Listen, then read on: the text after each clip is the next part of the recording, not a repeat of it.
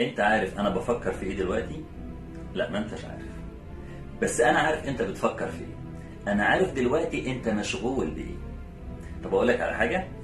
فكر انت مع نفسك وشوف انت مشغول بايه الفتره دي، وانا هرجع لك حالا واقول لك انت مشغول بايه.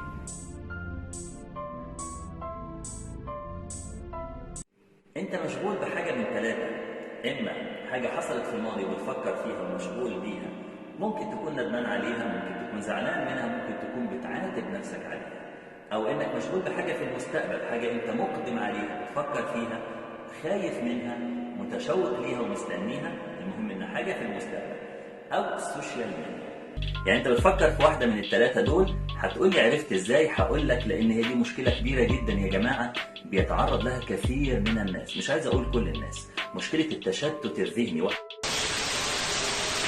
هي مرتبطة بالمبدأ اللي اتكلمنا فيه المرة اللي فاتت واحنا بنتكلم عن التفكير خارج الصندوق. افصل التفكير عن التنفيذ، لان وانا بفكر لو بشوف هنفذ ازاي او ايه العقبات اللي ممكن تقابلني، التفكير بتاعي هيبقى محجم، هبقى مكبل.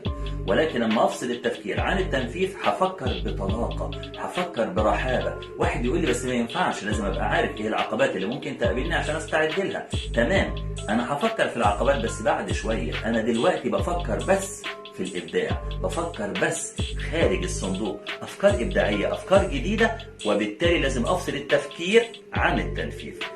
قلنا سبب المشكلة دي إن إحنا بنقع فيما يسمى بالتشتت الذهني. التشتت الذهني يا جماعة حاصل لأن إحنا للأسف الشديد بنفكر في حاجة من ثلاثة. ايه هما الثلاثة؟ زي ما قلت من شوية، اما بفكر في الماضي، في مشكلة حصلت لي في الماضي او حاجة حصلت لي في الماضي وبعيش فيها وبستغرق فيها، وطول ما انا فاضي مش بتكلم مع ناس او طول ما انا لوحدي بفكر في المشكلة دي. او ان انا بفكر في المستقبل وخايف من حاجة في المستقبل. خايف ايه اللي هيحصل بكرة، خايف ايه اللي هيحصل السنة الجاية، خايف على مستقبلي، خايف على مستقبل ولادي، خايف على مستقبل الشركة اللي انا شغال فيها، يمكن اكون خايف على مستقبل البلد كلها، وهكذا.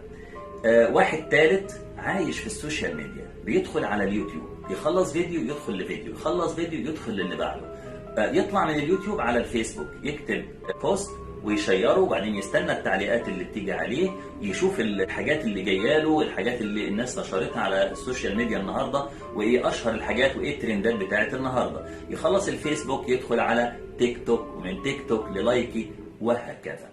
فيفضل في هذا العالم الافتراضي أو الحياة الافتراضية فترة طويلة. يا جماعة أنا عايزك تلاحظ حاجة. مش ملاحظ إن قلت الماضي وقلت المستقبل وقلت الحياة الافتراضية وما قلتش الحاضر؟ كل اللي عايش في واحدة من الثلاثة دولت هو مش عايش في الحاضر، هو مش عايش حياته. لأن الحياة يا جماعة زي الكاميرا، الكادر هو الحاضر اللي قدامك، هي اللحظة، هو الآن. اللي عايش في الماضي مش عايش في الكادر، واللي عايش في المستقبل مش عايش في الكادر، واللي عايش في السوشيال ميديا مش في الكادر. الثلاث أصناف دولت مش عايشين حياتهم، مش عايشين اللحظة. في كتاب مهم جدا أرشحه لكم، يا ريت تقروه، اسمه The Power of Now. قوة الآن، قوة إنك تركز في الحاجة اللي أنت بتعملها دلوقتي. لو قدرت تعمل دي هتنجز إنجازات غير عادية. أرجع تاني للثلاثة اللي بتشتتنا وبتخلينا نفكر فيهم وما نرجعش نعيش في الحياة الواقعية، وأقول لك إزاي نتعامل معهم.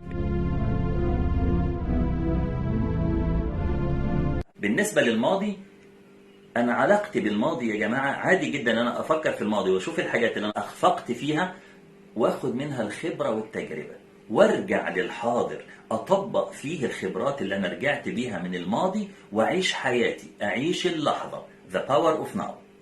طيب علاقتي بالمستقبل، التخطيط، اني اخطط للمستقبل، اشوف انا هعمل ايه النهارده، هعمل ايه بكره، هعمل ايه السنه الجايه، لو عندي مشروع هعمل فيه خطوات ايه، 1 2 3. طب 1 امتى، و2 امتى، و3 امتى، وهكذا. خططت، ارجع بقى عيش حياتك، عيش اللحظه. The power of now.